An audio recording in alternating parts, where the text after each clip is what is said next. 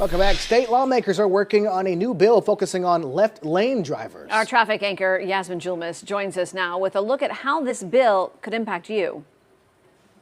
Today, a state Senate Appropriations Committee met to discuss a left lane driving bill.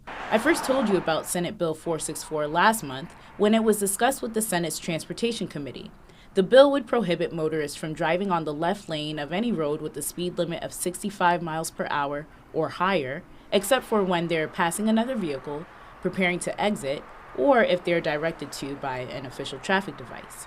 Bill sponsor Senator Keith Perry filed an amendment Monday to clarify the wording of the bill, which first read, quote, "A driver may not continuously operate a motor vehicle in the furthermost left-hand lane," followed by the exceptions.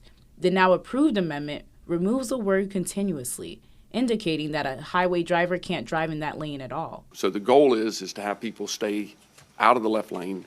That's not where you're supposed to be driving. That's more of a passing lane.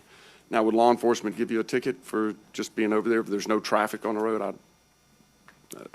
I don't think so. Current law does say drivers may not drive in the furthermost left-hand lane, quote, if the driver knows or reasonably should know that he or she is being overtaken by a vehicle traveling at a higher rate of speed. However, Perry says the law isn't clear enough to enforce. Senate Bill 464 would not apply to HOV lanes. The bill will go to the Fiscal Policy Committee at a later date, and there's a similar bill in the House. House Bill 421 is currently being reviewed by the Infrastructure Strategies Committee. Yasmin Julmis, WPBF 25 News.